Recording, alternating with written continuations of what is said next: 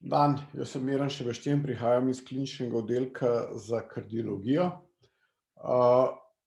Zelo na kratko bi vam rad povedal, kaj je v bistvu, a je poleti kaj drugače pri zdravljenju srčnega opuščanja ali ni.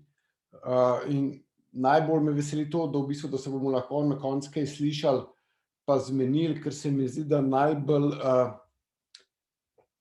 največ vam prinese to, da imate konkretno vprašanje, na katere bom jaz lahko, upam, dal tudi konkretne odgovore.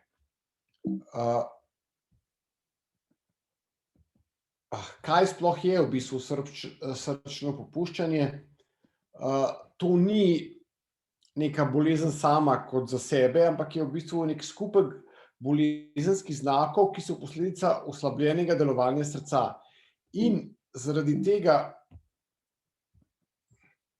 oslabljenega delovanja srca je motena preskrba drugih organov s potrebno količino krvi oziroma energije, kisika. In seveda osnova je lahko katerakoli bolezen, ki oslabi delovanje srca. Najbolj pogosto je to pri nas še vedno srčni infarkt oziroma ishemična bolezen srca. Potem je tudi predvsem pri ženskah posledica dolgo slabo zdravljenja arterijske hipertenzije. Bom pa pol v nadaljevanju tudi povedal, kateri so lahko tudi drugi, mogoče nekoliko bolj redki vzroki srčnega popuščanja. In seveda ob tem, ko pride do tega, da srce iztisne manjši delež krvi, kot je normalno, se vzpostavijo neki obrambni mehanizmi v telesu, ki skušajo normalizirati pretok krvi skozi najbolj pomembne organe. In ti najbolj pomembni organi so seveda možgani, srce in pa ledvice. In kakšni so ti obrambni mehanizmi? Poznamo v bistvu dve vrste obrambnih mehanizmov. Eni so hitri obrambni mehanizmi, kjer pomeni aktivacija simpatičnega sistema in zaradi tega začne srce hitreje biti. Seveda, če stisne v enem iztisku manj krvi, potem pomeni, če bo hitreje bil, bo v eni minuti, kar je recimo to, kar je neko merodajno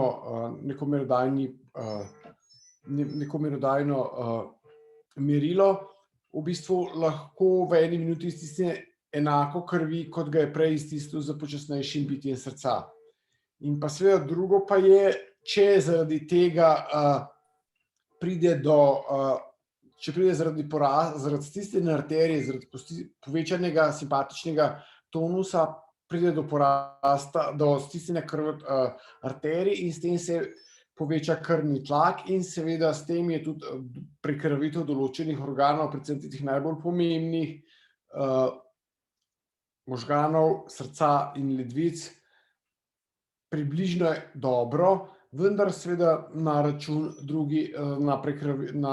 prekrvavitve drugih organov. In pa seveda ti akutni mehanizmi se vzpostavijo v nekaj urah, v nekaj minutah, v nekaj dneh. Potem pa so seveda še kronični obrambni mehanizmi, ki se vzpostavijo v nekaj tednih, mesecih ali letih, predvsem prvi v nekaj tednih, je zadrževanje vode in soli, zato da bi v bistvu se ustvaril vtis,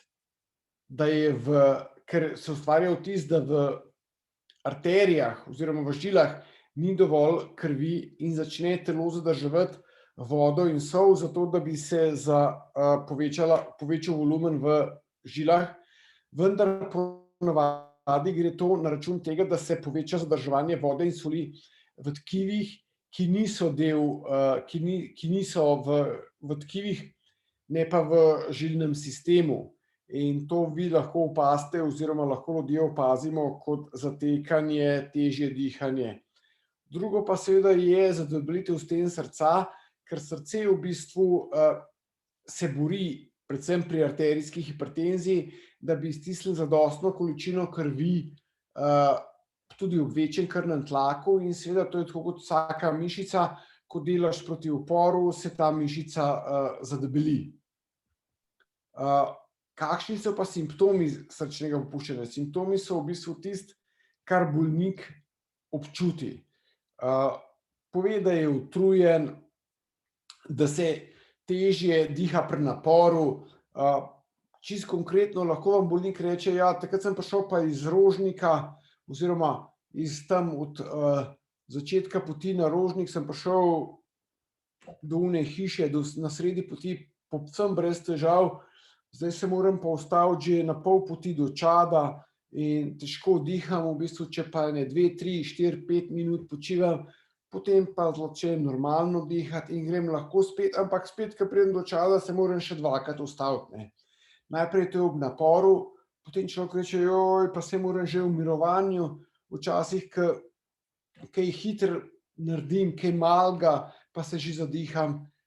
Zelo patognomonično oziroma zelo značilno pa je, da človek reče, joj, zdaj pa spim pa s 3 polštri namesto 2 ali pa z enim, ker če se uležem brez polštra, ful težko diham in se ponoči zbujam zaradi težkega dihanja.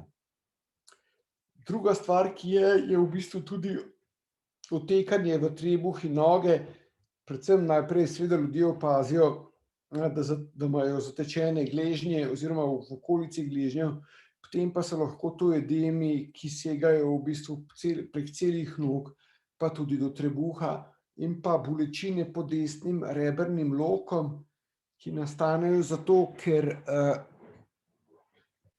se jetra povečajo zaradi slabšega odtoka in boli v bistvu ovojnica okoli jeter, kar bolnik zazna seveda kot bolečino pod desnim rebrnim lokom, kjer ležijo jetra.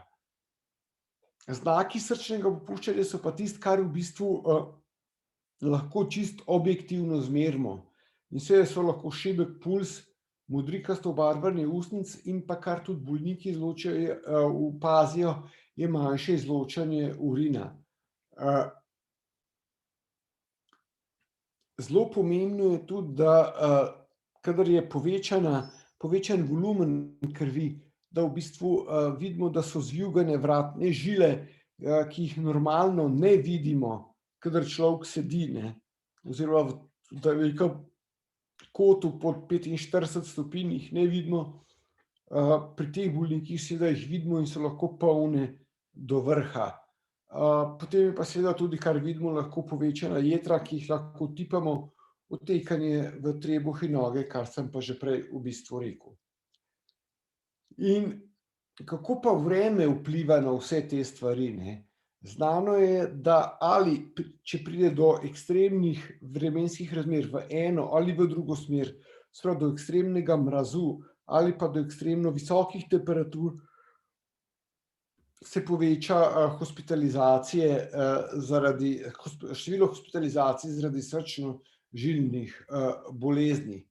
In seveda zanima nas je v bistvu, katere vremenske razmere povzročijo največ dodatnih hospitalizacij zaradi srčno-žilnih bolezni in izkazalo se je to, da so v bistvu te vročinski valovi, ki nam ga napovedujejo za drug teden, eden izmed tistih vremenskih sprememb, ki najbolj povečajo število hospitalizacij zaradi kardiovaskularnih bolezni, medtem ko recimo tele ekstremno nizke temperature bistveno manj povečajo, seveda še vedno povečajo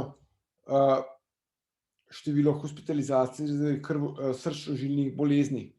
In seveda se vprašamo, kaj pa je tista temperatura v bistvu, ki je bila povezana z recimo, ki so jo vzeli za neko primerjalno temperaturo in izkazalo se je v bistvu, da je temperatura 25 stopinj Celzija tista, ki je za človeka najbolj ugodna. Kakšne so izgube tekočin pri človeku? Nevidna izguba, to je tista, recimo, ki jo mi niti ne zaznamo, recimo tudi z dihanjem, je približno pol litra na dan. Urina izločimo približno liter pa pol na dan. Zelo pomembno je pa tole znojenje. Poglejte, tule so ogromne razlike. Od 100 mililitrov, kar je 1 deci, pa do 8 litrov na dan lahko človek izloči z znojenjem, kar je pa seveda zelo pogojeno z vremenskimi razmerami in tudi seveda z fizično aktivnostjo. Ob ekstremnih vremenskih razmerah in povečani fizični aktivnosti lahko človek z znojenjem izloči tudi 8 litrov tekočin dnevno. Kar pa je pomembno z znojenjem, ne da izločamo samo tekočine, ampak izločamo tudi soli. In količina soli, ki jo izločimo z znojenjem, se lahko bistveno spreminja z vremenskimi razmerami. Torej, skupna izguba tekočine je približno 2,5 litra na dan. Tlele sem napisal samo zdravila, s katerimi zdravimo srčno popuščanje, in z zelenim so označena zdravila, ki vplivajo na prognozo bolnika, kakšno bo njegovo preživetje v dolgoročnem obdobju. Z modrim so pa označena zdravila, ki vplivajo na počutje bolnika, vendar pa ne na njegovo preživetje. Tlele z rumenim so pa diuretiki. To so zdravila, ki jih sicer za odvajanje vode, ki jih nimamo sicer zelo radi, vendar pa so v določenih primerih popolnoma neobhodna. Ne moremo brez njih. Takrat, ko človek najtežje diha, to je pljučni edem, takrat ta zdravila nujno rabimo. In tudi pri nekaterih bolnikih jih nujno potrebujemo vsak dan. Res pa je, da ta zdravila ne vplivajo na človekovo prognozo v nadaljnjih letih, ampak samo na trenutno prognozo. Ampak seveda, če nimamo te trenutne prognoze, tudi ne moremo zdraviti z zdravili, ki vplivajo na dolgoročno prognozo bolnika. In tle so 4 skupine zdravil. Bomo šli pogledati predvsem to, kaj vsa ta zdravila, kakšne imajo stranske učinke in kaj se lahko v tem vročem vremenu pojavi. Seveda pa vsa ta zdravila, ki so označena z zelenim, imajo nedvoumne dokaze, da ta zdravila dobro vplivajo na bolnike s srčnim popuščanjem, da izboljšajo njihove simptome in predvsem povečajo njihovo preživetje. Ne, to dolgoročna prognoza ne pomeni nekaj let, ampak včasih že nekaj mesecih jemanja teh zdravil se prognoza bolnikov s srčnim popuščanjem izboljša. V bistvu temeljna zdravila, ki jih uporabljamo, so AC zaviralci, AC inhibitorji, kot jih imenujemo, to recimo pri nas je Voxin, Bioprexanil, Prenesa, Tritace in še veliko drugih. Potem so lahko sartani, ki v bistvu zelo enakovredno zamenjujejo AC zaviralce, predvsem v tistih primerih, ko imajo bolniki stranske učinke na AC zaviralcih, kar pomeni suhi kašelj v mirovanju. Najnovejša zdravila, niso najnovejša, nekaj let že, v bistvu so tako imenovani ARNI. Pri nas je samo eno zdravilo iz tega asortimana, to je Entresto, zato ga lahko imenujem tudi z imenom. In seveda imajo tudi nič na tem svetu ni zastonj, imajo seveda stranske učinke in zelo pogosto je hipotenzija, to pomeni znižanje krvnega tlaka ob prvem odmerku, in tle se ta zdravila med sabo bistveno ne razlikujejo. Pri tistih bolnikih, ki imajo že prej nizek krvni tlak, je biti treba pozoren, ko ga imajo, in jim povedati, da se morajo vsakodnevno meriti krvni pritisk, in v bistvu, če pride ta pritisk, recimo, ne vem, po 90/50, potem je treba ukrepati, predvsem pa je treba ukrepati, če se bolniki ob tem slabo počutijo. Druga stvar, ki je, sedaj je disfunkcija ledvic, zato vedno moramo, preden uvedemo to zdravilo oziroma zdravila iz teh skupin, preveriti tudi ledvično delovanje, da ne naredimo več škode kot koristi. In kaj ima to veze zdaj v bistvu z tem, recimo temu vročim vremenom? Ja, seveda, kot smo že prej rekli, ob vročem vremenu se lahko znatno poveča količina tekočine, ki jo izločimo z znojenjem in se lahko te stranski učinki v bistvu povečajo. Lahko pridejo do večje hipotenzije, večjega znižanja krvnega tlaka in pa tudi do slabšega delovanja ledvic. Potem pa so blokatorji aldosteronskih receptorjev, to so pri nas predvsem aldakton pa inspra in vse njune izpeljanke. To so zdravila, ki v bistvu so znani kot zelo šibki odvajalci vode, kot zelo šibki diuretiki, ampak obenem pa preprečujejo predvsem zadebelitev sten srca in pa seveda fibrozo, to pomeni zabrazgotinjenje mišice srca, kar je zelo pomembno za prekrvavitev in delovanje, predvsem pa zaradi motenj ritma. Seveda pa ta zdravila imajo svoje stranske učinke, to je predvsem zadrževanje kalija in tukaj vam hočem povedati, takrat, ko je bila objavljena študija, da so ta zdravila dobro, se je bistveno povečalo njihovo predpisovanje. Ampak ne samo, da se je bistveno povečalo njihovo predpisovanje, povečalo se je tudi bistveno število bolnikov, ki so imeli stranski učinek, so pa povečano koncentracijo kalija v telesu, kar pa v bistvu ni zelo nedolžno oziroma niti najmanj ni nedolžno, ker lahko pride v bistvu o povečani koncentraciji kalija v telesu, lahko pride tudi do motenj ritma in tudi seveda do smrti. Zelo je treba biti previden, kakšnemu bolniku oziroma kateremu bolniku uvedemo zdravila iz te skupine, iz teh dveh skupin. Zelo natančno moramo preveriti ledvično funkcijo in pa seveda koncentracijo kalija in pa seveda vsake toliko časa tudi kontrolirati. Vsake toliko časa pomeni, recimo vsaj na 6 mesecev kontroliramo koncentracijo kalija in pa ledvično funkcijo. Zelo pomembno je pa recimo v tem vročem vremenu, da kadar se zelo znojimo, da mogoče zmanjšamo količino teh zdravil, vendar seveda ne kar sam. Zelo pomembno je to naše tehtanje oziroma vaše tehtanje,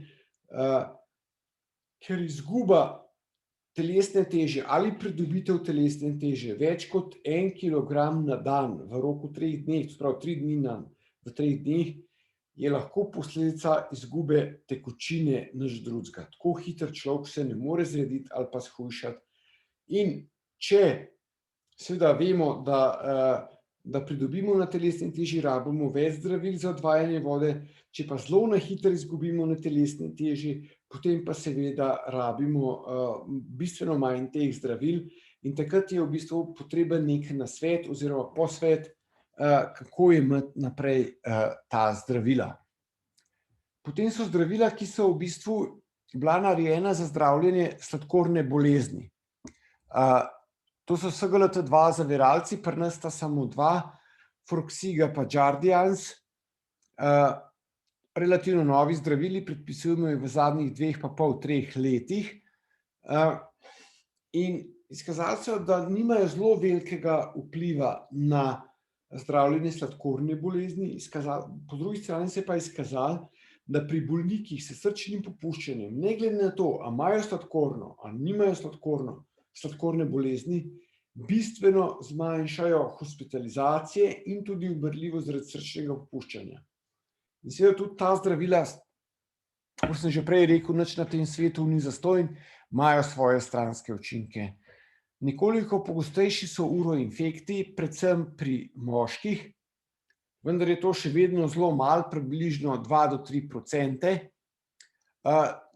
Ta zdravila delujejo tudi blago diuretično, zato je v tem vročem vremenu nekoliko večja možnost dehidracije in pa seveda nizek krvni sladkor, kar je pa tudi relativno zelo redek stranski učinek.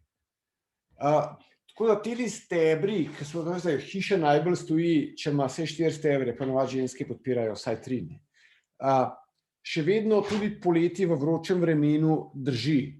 Vsa ta zdravila morate jemati, vendar pa je potrebna seveda določena previdnost, predvsem zaradi dehidracije v tem vročem vremenu ob ob znojenju in pa seveda tudi ob vseh drugih infektivnih boleznih, kar mislim predvsem na tem, če človek zelo veliko bruha ali ima drisko, seveda izgublja tekočino in takrat je zelo pomembno, kar sem že prej rekel, v bistvu to tehtanje, kjer lahko ugotavljamo v bistvu, koliko tekočine smo pridobili oziroma koliko tekočine smo zaradi teh stranskih učinkov oziroma neugodnih vremenskih razmer ali pa zaradi bruhanja ali driske izgubili.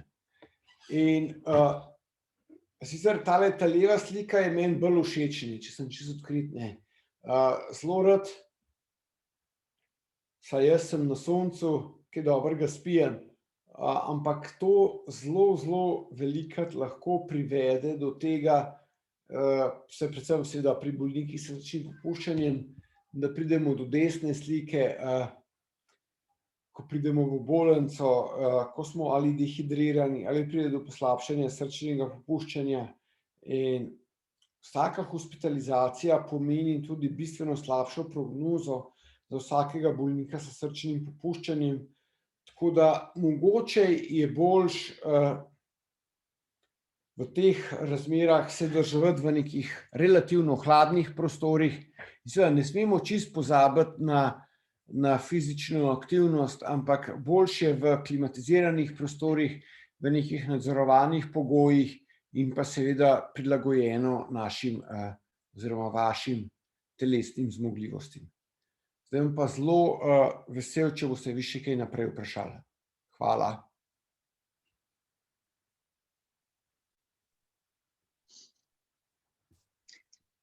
Ja, zdaj v chatu je že eno vprašanje. Star sem 77 let, ugotovljeno je srčno popuščanje in aritmija. Ko je vroče, imam srčni utrip med 40 in 50 utripov, pojavlja se zaspanost in utrujenost. Kaj pomeni zmogljivost iztiska 20%? Koliko je za moja leta normalno? Zaradi aritmije imam predpisano Xarelto 20 mg. Zaradi pogostih bolečin želodca imam gastroskopski pregled čez 10 dni. Koliko dni pred pregledom je priporočeno izpustiti Xarelto? Iztisnjen delež 20% ni glih zelo veliko, v bistvu je zelo malo. Obenem, glede na to, da imate predpisan Xarelto, sklepam, da gre pri vas za atrijsko fibrilacijo, to pravi nepravilno utripanje srca in ob tem se lahko naredijo strdki v srčnih votlinah, ki lahko odnese tudi v glavo ali kamorkoli drugam in seveda zato potrebujete zdravila proti izseljevanju krvi, v vsem primeru Xarelto.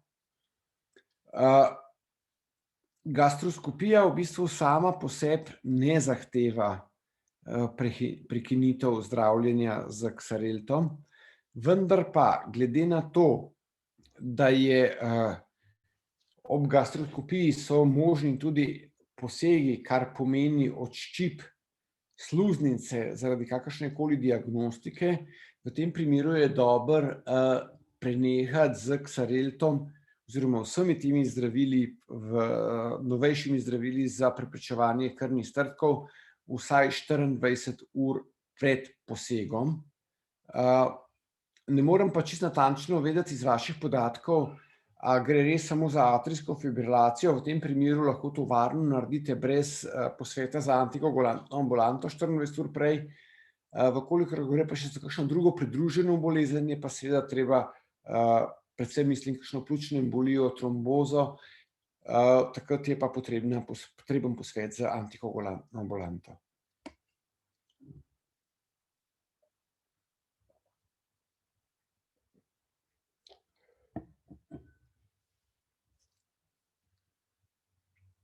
Še kakšno vprašanje? Pardon, se moram vklopiti. Gospa Marta je roko dvignila, pa lahko kar vklopite mikrofon, pa kar vprašate.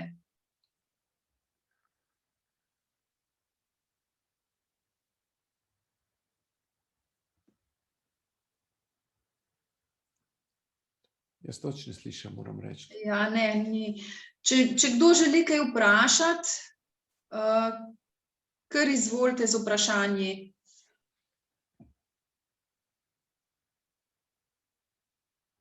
Spodaj levo imate mikrofonček, pa pritisnete, Če se smem, bi se kar prijavil. kar izvolite. 25.4. so mi izmerili pro BNP 320. 23.6. so mi izmerili pro BNP 729. Torej, jaz vem, da to niso kritične vrednosti, me pa malo skrbi ta tendenca. Da razložim, kaj je bilo vmes. V vmesnem času sem bil na obsijanju. Ne ena, ne druga vrednost nista normalni. Normalna vrednost je do 250 pikogramov na mililiter, ampak se vsem, kakšne so enote, se vsi uporabljamo popolnoma enake. Zelo pomembno je, da te vrednosti koleriramo oziroma povezujemo tudi z vašimi težavami. Seveda pa lahko vsakašno obsevanje ali kakršnakoli druga zdravila lahko vplivajo na poslabšanje delovanja srca in seveda tudi na koncentracijo pro-BNP-ja v krvi. V bistvu pro-BNP odraža to, koliko se levi prekat, najbolj pomembna, ampak so vse pomembne, votline našega srca v bistvu napreza, da iztisne zadostno količino krvi. In se sem rekel, zelo pomembno je, da se to korelira z vašimi težavami, vsekakor pa je pomembno tudi, da opravite ultrazvok srca. Če ste ga imeli že prej opravljenega, je to popolnoma dovolj. Se rekel, zelo pomembna korelacija z vašimi težavami.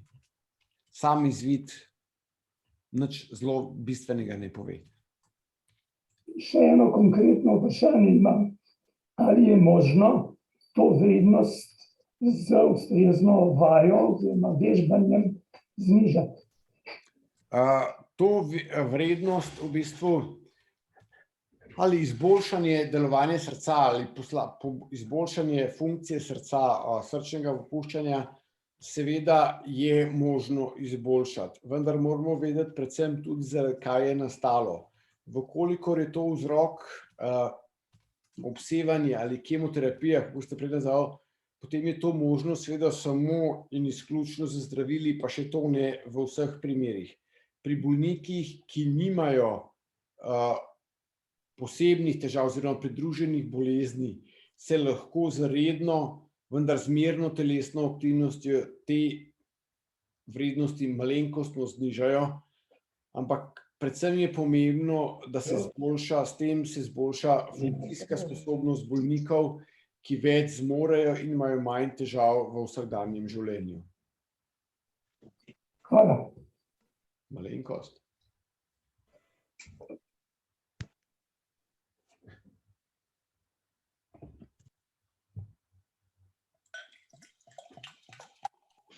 Kar izvolite, če ima še kdo kakšno vprašanje. Dober dan. Dan. Marjeta Tkalec pri telefonu.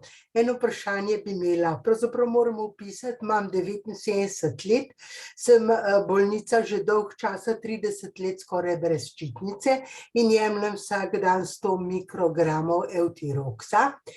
Imam tudi pred 3 leti so mi vstavili en stent v koronarko. Občasno imam tudi atrijsko fibrilacijo, jemljem Elikis 2-krat na dan po 1 tableto ter Rozor 10 ml skozi 10 mg. Ker imam pa zelo tudi nizek puls, vedno med 50 in 60 in malo več, če se gibljem, ker sem kar pohodna. Zdaj pa opažam, ker imam to pametno uro in pametni telefon in lahko pogledam, koliko je pulza tudi preko noči in opažam zdaj, da je včasih tudi 38. In vprašam, ali to tudi vodi že kaj v popuščanje ali ne. Ne, povejte, gospa, vaša frekvenca v mirovanju, ki se je navedla med 50 in 60, je idealna. Ja. Brez težav, brez... Čez dan, to je čez dan, ja. Ja, to je idealna frekvenca. To, da je pametna ura, ni Tam to okoli 2-3 zjutraj vidim, da je pa Ja. tolikle. Moje prvo vprašanje je, zakaj nosite pametno uro tudi ponoči. Ampak to zato verjetno zato, ker vas zanima frekvenca. Ja, Mene točno, osebno recimo moti ura ponoči. verjamem. Ampak te pametne ure, predvsem zato, ker imate atrijsko fibrilacijo, včasih niso zelo natančne. Iz tega razloga se lahko včasih te pametne ure, ki niso tako zelo pametne, ali pametni telefoni tudi zmotijo. Kolikor pa gre zares za frekvenco 38 na minuto po noči, to ni povsem nič nenavadnega. Ja, Dokler vi nimate nobenih težav, je ta frekvenca v bistvu normalno je, da frekvenca po noči pade za 10 do 15%. In to pri vaših 50 oziroma 60 na minuto je to približno to, mogoče kakšen procent več, ampak to ni popolnoma nič nenormalnega, dokler vi nimate kakršnih koli težav. hvala lepa. No, opažam pa, da v levi gleženj je tako rekoč malo včasih zadebeljen. Zdaj pa ne vem, bil je že 3-krat zvit, mogoče je tudi od tega. Tudi če prst se dotaknem noter, a ne, malo ostane koža noter, preden gre ven. Zaradi predhodne poškodbe je otekanje ali ene ali druge noge ali kjerkoli sklepa zelo pomembno, lahko in zelo pogosto, vendar pa v kolikor ne gre za otekanje obeh nog, predvsem preko dneva, preko noči pa te popolnoma sploh nijo, ne gre za srčno popuščanje oziroma za znake srčnega popuščanja. Najlepša vam hvala, gospod doktor, sem vesela. Hvala. Ja, videnje.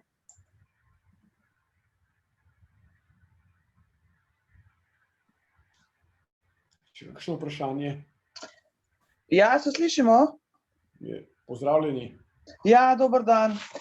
Nekaj bi rada vprašala, sicer ne vem, če je vezano za tole, samo hipertrofična kardiomiopatija. Ja. Kaj je to?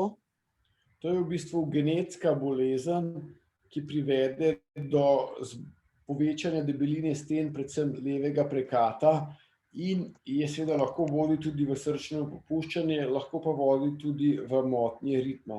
Pri vsakem bolniku, v bistvu, ki mu diagnosticiramo to bolezen in jo tudi potrdimo, recimo z genetskimi testiranji in z magnetno resonanco srca, moramo pogledati tudi v bistvu svojce, predvsem otroke, da lahko ali sorejence, da lahko rečemo, ali je to seveda, ali imajo tudi oni to bolezen. Seveda pa ta bolezen lahko vodi v srčno popuščanje in ki pa ga zdravimo, tako kot vse druge vzroke srčnega popuščanja.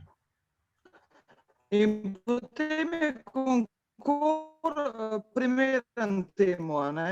Prosim, nisem vas razumel. Pravim, da tablete Concor, ki jih pijem, so potem za to. Seveda so. Za motnje srčnega ritma. Seveda. Ker jaz imam povečan srčni utrip, in koliko časa potem to srčno popuščanje lahko? Da? V primeru povečanega srčnega utripa so vsa zdravila iz skupine beta blokatorjev, kamor spada tudi Concor, popolnoma upravičene in na mestu. In zdaj tako, to je meni diagnosticirano, a ne? Zdaj me pa zanima to srčno popuščanje, ki ste ga recimo navedli, da lahko pride do tega. V koliko času pa lahko pride do tega? Primerno. Na žalost vam tega ne morem povedati, zato ker je odvisno tudi od zelo veliko drugih stvari. Predvsem je zelo pomembna tudi, kakšna je funkcija levega prekata in pa seveda, koliko so te stene debele in koliko se lahko tudi raztegnejo. V bistvu, koliko je pomembna diastolična disfunkcija. Tako da vsak primer je v bistvu za sebe. A je to posledica covida? Ker jaz sem to po covidu. Ne. Covid je lahko samo razkril te stvari. To je v bistvu, če je res hipertrofična kardiomiopatija, ki jo včasih lahko tudi zamenjamo z debelitvijo sten ob arterijski hipertenziji, Potem je treba seveda ugotoviti tudi vzrok te hipertrofične kardiomiopatije, kar lahko naredimo z magnetno resonanco, s scintigrafijo, ultrazvokom srca, nikakor pa to ne more biti posledica covida, lahko da je samo covid v bistvu prebolel covid, ki je maskiral to že predhodno srčno popuščanje. Aha, in potem še eno vprašanje, no, prosim. Seveda. Fizična moč, jaz nadaljujem to, kar sem do zdaj počela, no. To Seveda normalno morate nadaljevati, vendar pa seveda morate te aktivnosti prilagoditi svojim zmogljivostim. Takrat, ko boste opazili, recimo, da se hitreje zadihate, takrat pač človek gre malo počasneje. Nikakor pa to ne pomeni, da morate prenehati z fizičnimi aktivnostmi. Daleč od tega. Kaj me zanima, ne? Zanima me to ta fizična moč, ne? Kako je lahko... Aha. A se je že kdo drug umešal? Zgleda, ja, ampak kar povejte. Ja, a veste, kaj me zanima, ta fizična moja moč, ne? Pade, včasih pade, pa potem je spet dobra, pa potem, a je to vse temu pripišemo, ali kaj, a si jaz to umišljam, to ne vem. Tega vam ne morem reči, ali lahko vse temu pripišemo ali ne moremo, vsekakor pa hipertrofična kardiomiopatija in predvsem lahko povezujoče se motnje ritme, ki so lahko nenadne in trajajo ne vemo koliko časa, lahko prispevajo k temu, da je fizična zmogljivost pri bolniku manjša. Manjša, ne. Zdaj pa mi še nekaj povejte. Glejte, jaz sem operirala tumor na srcu, a ne? A je to povezano? Kakor vidim po tej... Kako? Tumor na srcu je... Je pa druga stvar, ali kako? Ne, je zelo redka stvar, če smo učili. Ja. In zelo pomembno je tudi, kakšen je ta tumor, ne? Ali gre za benigni tumor ali za maligni tumor. Benigni je šel, za benigni je šel. V bistvu to je verjetno miksom levega atrija, ne. Papilarni fibroelastom. To ni čist nedolžni, ne. Tako da je zelo pomembna, kakšna je funkcija srca in pa koliko je zadebeljeno srce. Kako mislite nedolžna? To zdaj, kar se mi dogaja s to kardiomiopatijo ali... Ja, to s kardiomiopatijo. To je treba v bistvu redno spremljati in imeti zdravila, ki vam jih predpišejo glede na funkcijo srca. Zelo pomembno je samo tudi to, koliko procentov krvi srce iztisne v vsakem utripu. V vsakem utripu, a ne? To vam piše v izvidu, piše tudi EF, injection fraction v angleško, v bistvu piše, koliko procentov je to. In to je pomembno. A ta tumor ne metastazira, mislim, razen teh, kako sva rekel, benigni ne metastazira, je tako? Zelo, zelo redko. Zelo redko, a ne? To se pravi, fizična moč dajo pač, ne, po, kako bi se rekla, po občutku, a ne, in tablete. Tako je. Pa redne kontrole, seveda. Ja, saj to pa je, magnetno resonanco imam zdaj drugo leto. Bala sem se samo zaradi te fizične moči, ker včasih ne morem nič, včasih lahko. Vročina me ožame, dobesedno me ožame. Ritem se pa zdaj umiril s konkorjem, a ne? Super, se to je v redu zdravilo. Povišan je bil, a ne? Iz te skupine. A veste, kaj mi samo ne gre v računa, ne? Recimo povišan utrip in pa povišan pritisk. Povišan pritisk je s konkorjem manjši. Seveda je. Zdravila za beta blokatorji v tem primeru delujejo tako na zmanjšanje utripa, kot tudi na zmanjšanje krvnega tlaka. Aha. Dobro. Vse, kar me je zanimalo, ste mi povedali, no. Hvala. Hvala, srečno, hvala. Halo? Prosim. Ne vem, a se slišimo? Ja. Dober dan, Marija, strah. Jaz sem bolj nevešča tega, sploh ne znam Tudi jaz, gospa, ne sliko nastaviti. Ja, no, eno vprašanje imam. Jaz sem dobila zdaj napotnico za, ne vem, če prav rekla, holter srca. Ja. In glede na to, sicer nimam ne vem kakih težav, ampak utrip primerjanju so ugotovili, da imam utrip zelo nizek, recimo 45. Holter srca to pomeni verjetno merjenje utripa, ki ga boste imela ali 24 ur, lahko pa tudi v nekaterih primerih 14 dni. In zmerijo vam v bistvu cel dan, 24 ur vam merijo frekvenco.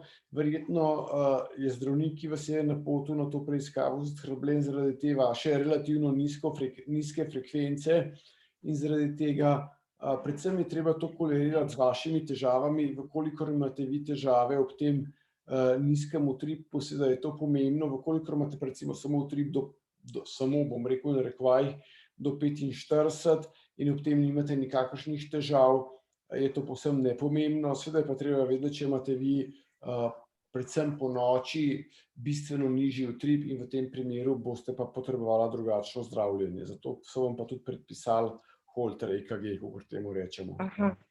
Pa je to, mislim, sam to me to zanima, a je lahko to začetni znak tega popuščanja srca? Sama bradikardna motnja ritma, to pravi znižanje utripa, ni nujno, da je začetni znak srčnega popuščanja. Lahko je, ni pa nujno, daleč od tega. Dobro, hvala lepa. Še eno vprašanje, lahko še jaz, kako se pa kaže potem to srčno popuščanje? Srčno popuščanje, kot sem rekel, se kaže v bistvu s tem, da je človek bistveno manj fizično zmogljiv. Tipična zgodba je, kot sem že prej rekel, v bistvu, da človek reče, jaz sem pa prišel pred enim letom sem prišel v 3., 4. nadstropje brez težav, potem pa s časoma sem pa vedno bolj mogel počivati in zdaj lahko pridem še pol nadstropja, pa se moram že ustaviti zaradi težkega dihanja. In to recimo, ne vem, recimo jaz, ko hodim v hribe, potem to ne bi se, kako bi rekla... Kolikor vi lahko recimo ene pol, 3/4 ure še hodite v hrib, zagotovo nimate pomembnega srčnega popuščanja. Aha. Ne, mene je dobesedno strah tega, ne vem, mislim strah, no, zdaj se tako pogovarjava, da bo to nastopilo hitro, no. To ni povezano s tem, vkolikor to ni povezano s tem. Ne. Pa se pa trudim, da bi, ne vem, fizično moč tako, da hodim v hribe, da teč sicer ne moram, a ne,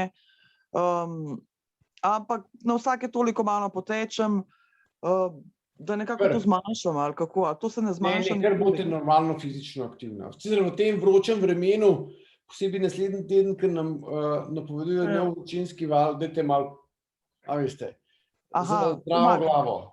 Da, po pameti, a ne? Po pameti, ja. Da, pa kakor bo srce dovolilo, a ne? Tako je. Dobro, poslušam še naprej, no. Hvala.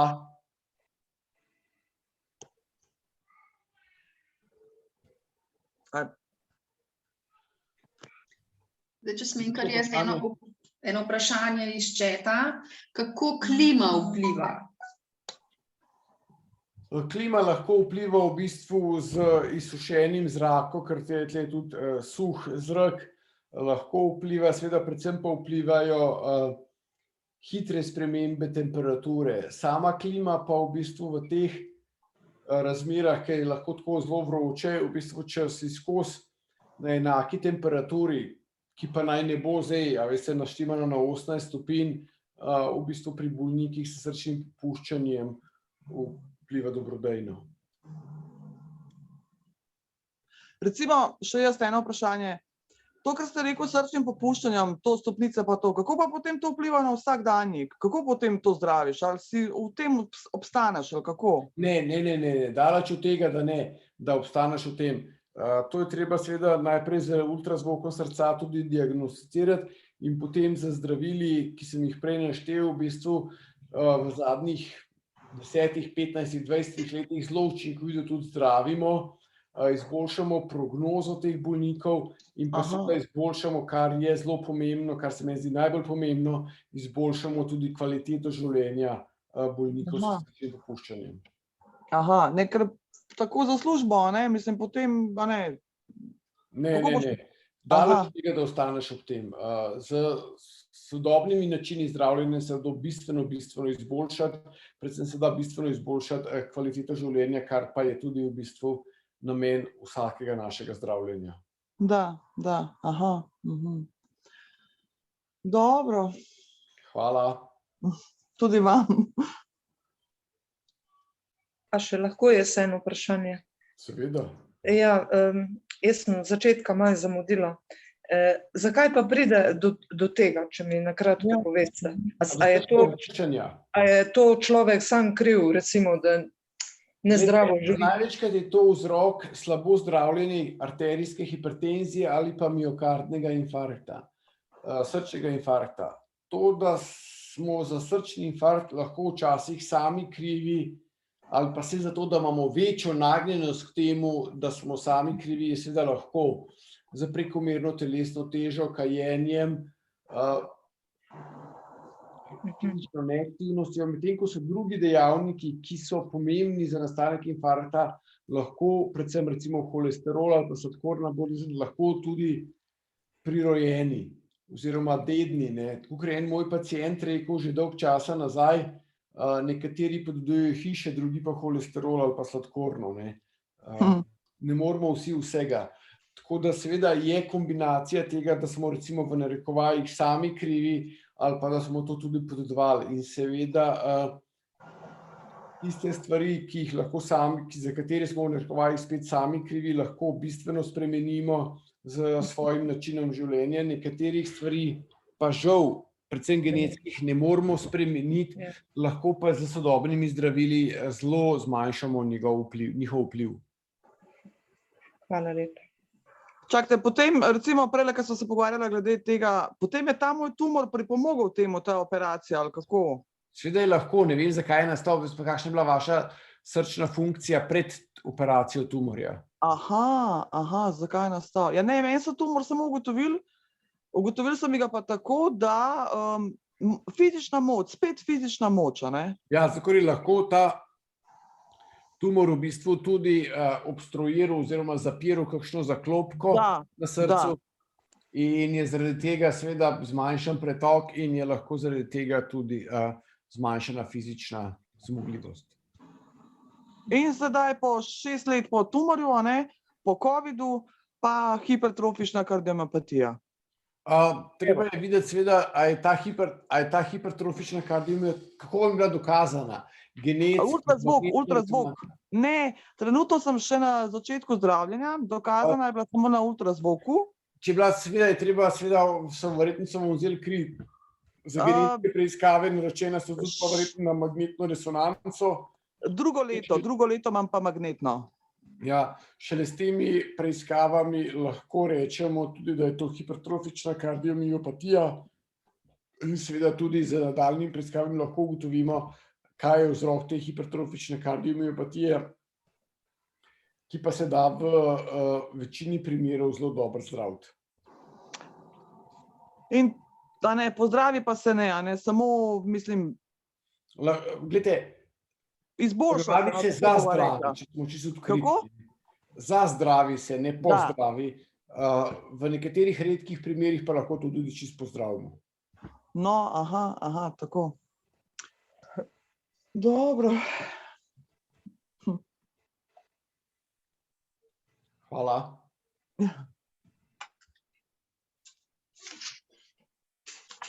Še eno vprašanje je v četu.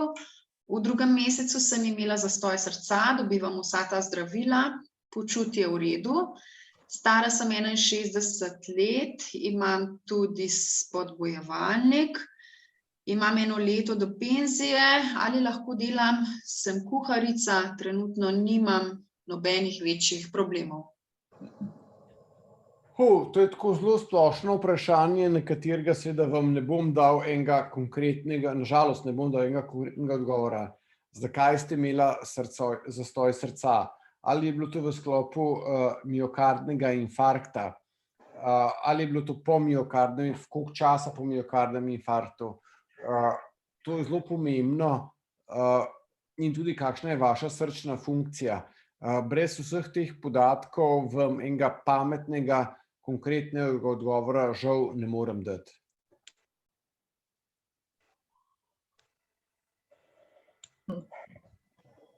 Dobro, še eno vprašanje je, EF-SIMP s 25%, koliko bi se izboljšalo stanje po ustavitvi CRT-D? Hvala za poučno predavanje. Ja, CRT-D pomeni v bistvu to, da damo srčni spodbujevalnik, ki stimulira obe votlini srca, in levi in desni del srca, poenostavljeno rečeno, zato ker pri bolnikih s srčnim puščanjem pride do zamika med skrčenjem levega in desnega prekata, ki bi moralo biti sinhrono. In s tem srčnim spodbujevalnikom lahko zelo to izboljšamo in seveda s tem posledično lahko tudi izboljšamo delovanje srca in telesno zmogljivost bolnika. Res pa je, da je treba videti, kakšen je bil na začetku QRS kompleks, ali je bil ta razširjen, ker to tisti, ki so imeli na začetku bolj razširjen, tisti bolniki, ki so imeli na začetku bolj razširjen, bolj QRS kompleks, kar vidimo z EKG-jem, s tem spodbujevalnikom bolj profitirajo kot tisti, ki so imeli nekoliko ožjega.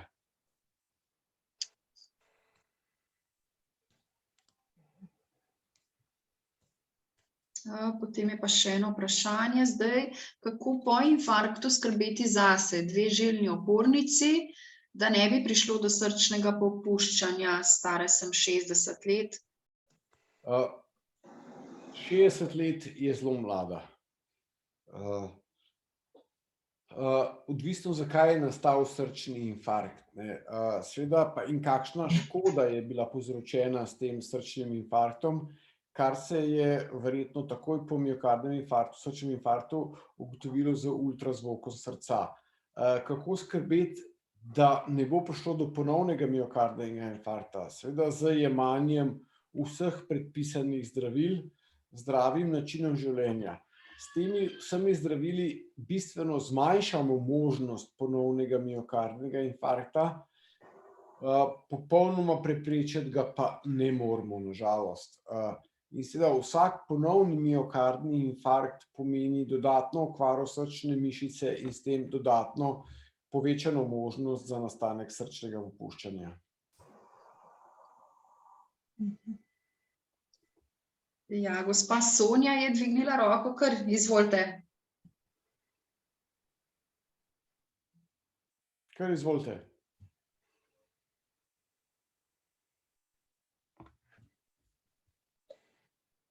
Gospa Sonja, mikrofon vklopite, pa kar vprašajte. A lahko še jaz eno vprašanje ta čas? Seveda. Kako za tole kardiopatijo antidepresivi, kaj škodujejo? Nič ne škodujejo. A so priporočljivi? Antidepresivi nimajo vpliva na delovanje srca v največjih primerih. Ima pa na možgane, ne? Ja. Seveda, zato pa so tukaj. Da. Potem pa je priporočljivo na vsake toliko časa, kot jaz počnem. Na vsake toliko časa antidepresivi nimajo smisla. Antidepresivi je treba imeti redno ali pa jih ne imeti. Bom tako rekel, antidepresive je imeti občasno, je tako kot imeti kontracepcijo občasno. Ja, čakajte, potem, če jaz sem dobila škatlo antidepresivo in jaz naj bi to zdaj popila, ne? Ampak če se dobro počutim. Ja, in jih morate, antidepresivi začnejo delovati po 1, 2, 3 mesecih. Treba je vedeti razlog, zakaj so vam jih predpisali. Antidepresivi niso tako kot antibiotik, da naredimo eno kuro, pa pol rečemo, super, zdaj je pa v redu, ne.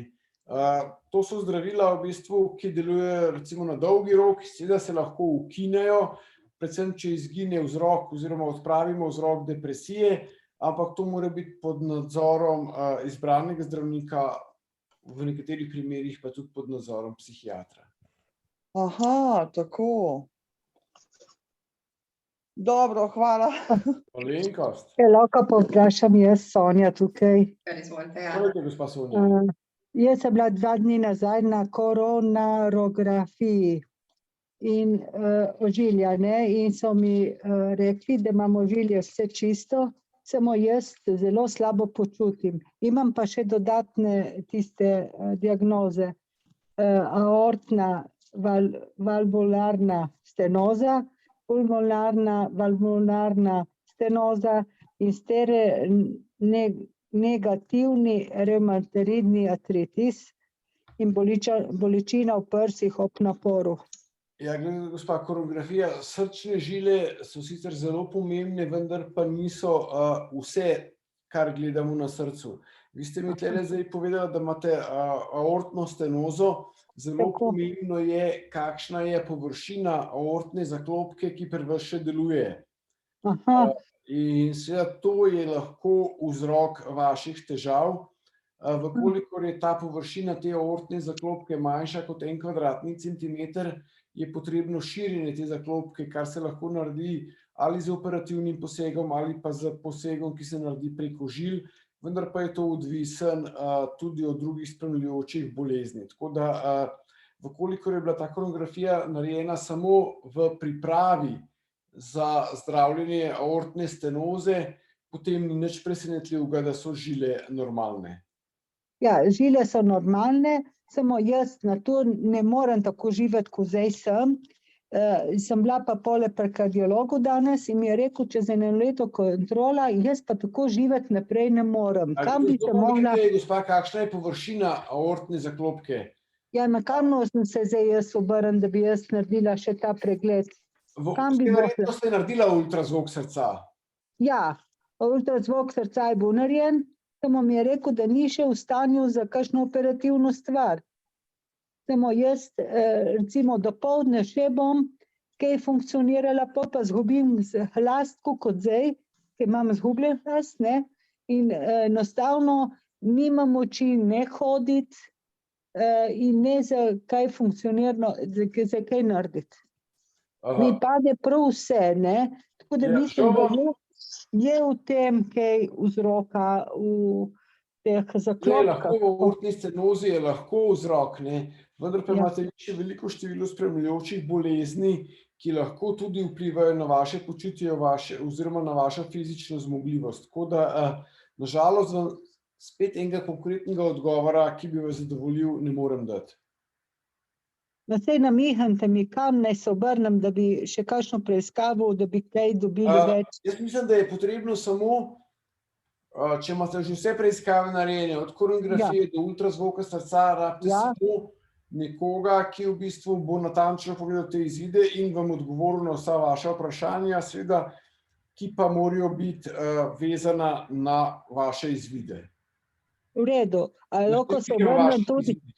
Ali se lahko obrne tudi na društvo srčnih teh, ali se ima kakšno možnost, kakšne ocenitve ali ne? To vam pa ne znam povedati, to vam pa gospa, ki vodi predavanje, najboljš povedala. V redu. Ne, prav te zmogljivosti mi ne merimo, no. Ja. Zdaj... Gre samo za to, da mora, se mi zdi, gospe, nekdo razložiti izvide. Ja, to, da pol ne vem, kam jeti naprej, ker tako res težko živim, ker ne moram jeti, ne hoditi. Ampak seveda treba je samo natančno pogledati vaše izvide in vam tudi razložiti in povedati, kaj se lahko naredi. Kako? Mislim, da je največji problem v tem, da vi ne veste, kaj vaši izvidi pomenijo. Tako. Ja, res je. Res. Pole, jaz moram zbrati vse te izvide in nekem jeti nekakšno eno ocenitev novo. Na en posvet. Zdaj, če ne boste mogli nikakor drugače, dajte se oglasiti pri nas v posvetovalnici za srce. Ja. Pa bomo mi poskušali kakšnemu zdravniku to poslati, no? Bom, hvala vam. Hvala, lepa, nasvidenje. Nasvidenje. Zdaj, tukaj je še eno vprašanje. Oče se zdravi za arterijsko hipertenzijo, ima znano ishemično bolezen srca, PAOB, jemlje aspirin, Sorvasto, Ezoleto, moral bo na puljenje zob. Koliko prej mora prekiniti z jemanjem zdravil? No, to smo že imeli, ne? Glede na to, da je rekel, da jemlje samo aspirin, ezoleto, sorvasto, verjetno jemlje še kaj drugega zraven, ne. Teh zdravil ni potrebno prekiniti pred puljenjem zob. Pomembno je samo, če jemlje zdravila proti starjevanju krvi, med katera ne štejemo aspirin.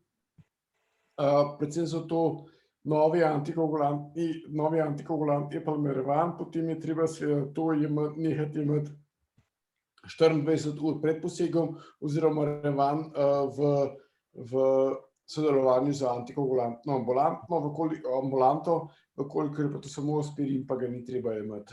Ni potrebno prenehati jemati pred puljenjem zob.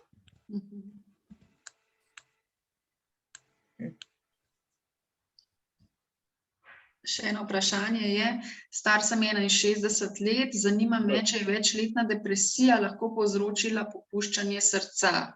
Krvni tlak sem imel vedno vsaj približno urejen, 140/87. Sama depresija povzroča v bistvu slabšo zmogljivost in slabše funkcijske sposobnosti bolnikov, da bi imelo pa direkten vpliv na funkcijo srca. Tega ni dokazano, je pa seveda na funkcijsko zmogljivost bolnikov, to pa je dokazano.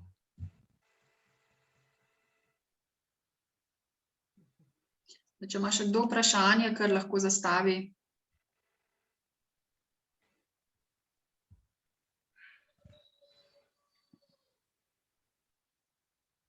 Ne bo dovolj.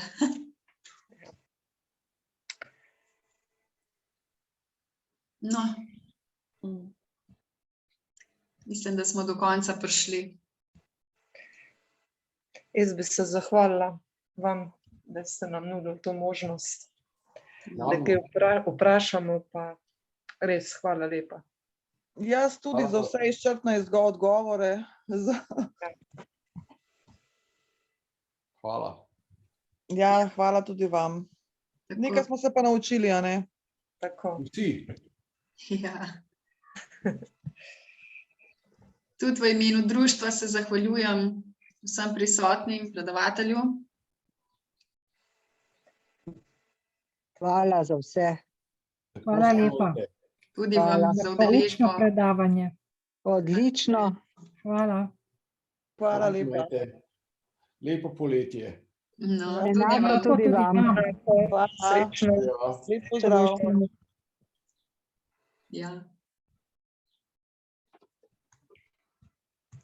Hvala lepa.